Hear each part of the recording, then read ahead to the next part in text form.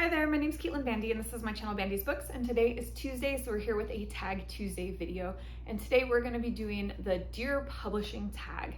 This is such a fantastic tag and it's just kind of starting to pop up. This was originally created by Grace at Books and Cooks, and I think I saw her video for this last week, and I've seen one or two videos for it this week. And I love the really thoughtful questions that come with this tag, so I figured this would be a good one to do for today. Question number 1, what is something that you would like to see publishing do more of? I would love to see publishing continue to make an effort to publish more diversely.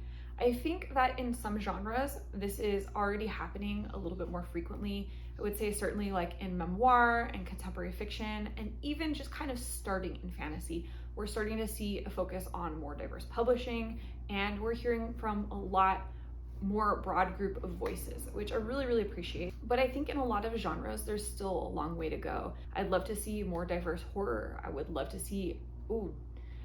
really love to see more diverse thrillers. I feel like this is a particular genre that is not that diverse at all. So yeah, ultimately, I just want to see publishers continue to make that push to represent people from all around the world, all sorts of different voices. I think that our literature and music and art and everything is just so much more rich when we include a whole bunch of different perspectives. Question 2, what is something you'd like to see publishing do less of? So I have a couple things here.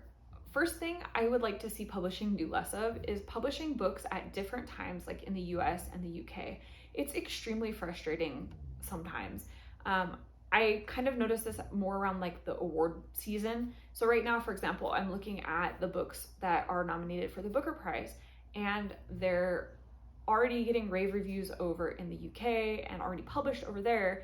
But like, I have an ARC of one of the books that hasn't even been released here in the States yet. So if you're trying to read and keep up with the Booker Prize, you don't even have access to the books yet. And I've heard this from other countries as well, from people that are around the world, that like, you know, there's a book that's being raved about here stateside and not accessible, say in Australia or in the UK or wherever. And so I would love to see publishers publish on an international scale, like kind of at the same time, instead of, you know, here and then a year later over there. I suppose I could understand delays if it was to do with translation, because perhaps you want to see how well the book does in its native language before you go through the effort and the cost of translating it to other languages. But I think if you're gonna just like be publishing it in the same language, why wouldn't you have it accessible at the same time in all of these different countries that speak this particular language? The other thing I'd like to see less of from publishing is publishing the same book over and over again. I feel like sometimes in publishing, publishers go, oh, this formula worked really well, let's create a cookie cutter, and now let's just do it over and over and over again and put different names on it each time. I really dislike this. I want more unique storylines, and I think that publishers do this because it's easy and they think, oh, this book sold really well, so we can sell 15 other books just like it. But I think it does a disservice to authors. I think it does a disservice to readers, and I think at the end of the day, it's a disservice to publishing as well. I would love to see more unique stories and more unique concepts and less of this like cookie cutter mold stamp out. What is a trope that you'd like to see more frequently? So one of the tropes that I would like to see more frequently would be the strong female lead. I don't necessarily mean in the context of she's been through all this horror and brutality and that's made her this cold, tough as nails, nobody can get through to her kind of a character. I mean genuinely strong, dealt with her trauma, is functional, is healthy, knows how to communicate and work with people, or maybe is still dealing with trauma but is dealing with it in a way that is functional and healthy. And I'm really loving that. So Amina Al-Sirafi is a book that I read earlier this year that kind of stands out in my mind as that. We have a female pirate, she's middle-aged, she's confident in herself. There's some things that, you know, she's questioning, she has some trauma and some baggage, but she isn't just dysfunctional and isolating herself from everyone and treating everybody horrifically. She is cognizant of her weaknesses and her problems and working to be better. And she's a good shipmate, a good crewmate, a good friend, a good mother. And I really loved that. To me, that is what I identify as a strong female character. I would also love to see more of girls supporting girls. I feel like a lot of times I see like this trope of, you know, two girls that are like enemies because they're fighting over a boy or because they're jealous of each other or whatever. And I'm so over that. We're in 2023. I would love to see more books that feature girls supporting each other, sisterhood, good relationships between women holding each other up, because that is how things should be. That is how things are most of the time. I don't really see a lot of catty women in my life that are like, hating on each other. What is a trope you'd like to see less frequently? Okay, rant is incoming. So there is a whole grouping of tropes that I would like to see less of, and they all typically fall under glorified toxic romance. I am so tired of toxic romance. I am tired of the bad boy that's misunderstood, and then this innocent sweet girl is gonna fix him. She's just gonna love him hard enough and it's gonna heal all his wounds. That's super toxic and unhealthy. I'm really tired of the two people that meet, there's insane chemistry, but there's also 1,000,007 red flags that they conscientiously ignore and continue to pursue a relationship even though they know that it's not going to end well. I'm super tired of abusive relationships and people pretending that that's like passion and fire and chemistry.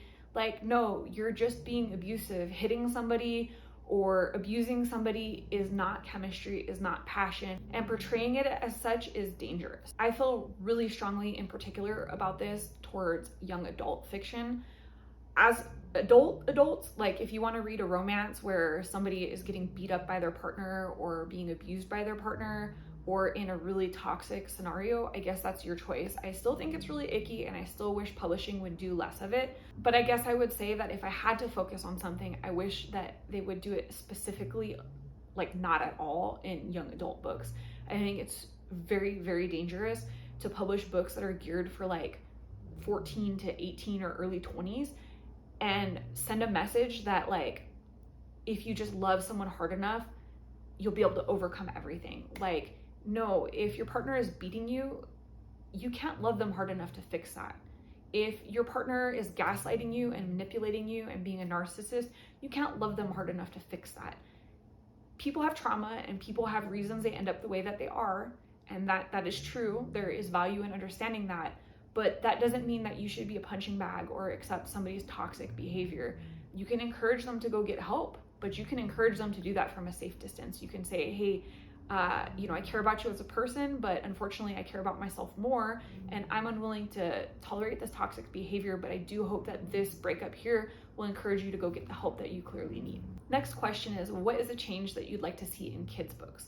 So I don't read a ton of kids' books. I am the baby in my family, so there is literally no kids' books being purchased for me, for nieces or nephews, anything, because I don't have any of those. I did read a handful of books for middle grade March earlier this year, and I did the year before as well.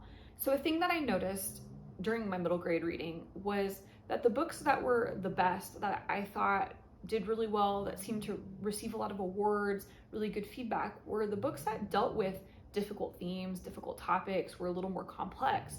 They weren't dumbed down because of the child's age. Now, that's not to say that they were like gratuitously violent or they had, super adult mature themes, but they didn't shy away from talking about emotionally complex subjects like death or dying or grief or divorce or, things like that.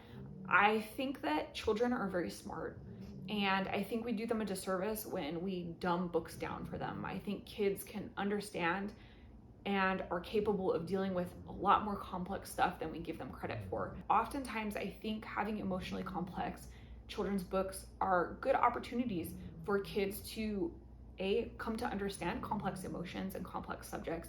B, it might give them a voice to speak about things that they're feeling themselves because they find a character in a book that they relate to or an emotional situation that they relate to. And 3, it also opens up the door for parents and adults to talk to kids about things. And the last question, what is a very specific request you have for publishers? Dear publishing, I would like to see you put more effort into promoting more authors. Everybody knows who Emily Henry is. Everybody knows who Sarah J. Maas is. Everybody knows who Colleen Hoover is. You don't need to have these huge promotional campaigns for them. Put the books out there, do a little bit of marketing, let TikTok and Instagram and YouTube take care of the rest. I have been paying more and more attention to new books publishing this year as I've been doing more ARCs and as I've been doing my book of the month predictions. And it's amazing as I research and dig how many awesome debuts or books by lesser known authors I find that I have heard nothing about prior to doing these deep dives for, these prediction videos. So publishing, do better. Do better. There's a huge amount of talented authors out there that are not getting promotional help, not getting marketing or publicity. And meanwhile, the people that already have a huge fan base are receiving insane marketing budgets, and their books are everywhere. You can't blink without seeing them. It's just ridiculous. Cut those budgets on those massively famous people and use some of that money to support some new and up and coming authors. And as this is a tag video, I think I'll go ahead and tag a couple friends. I'm gonna tag my friend Lydia at Lydia36 Writes. I'm gonna tag my friend Hannah over at Savage Reads, and I'm gonna tag Melinda at A Web of Stories. I think all three of them are gonna have some excellent perspective on publishing and things that could be changed. So that's the end of this video. I hope that you enjoyed it. Sorry, I know it got a little bit ranty in a couple spots there, but I feel strongly about some of these topics. If you liked the video, hit the thumbs up, comment down below, and let me know if you could get publishing to change one thing and one thing only, what would it be? What is the most important thing that you would fix? And if you're not already subscribed to this channel, you know what to do. Hit that subscribe button down below, as well as the notification bell so that you never miss a video. And that way we can see each other again soon. Thanks so much for joining. Bye.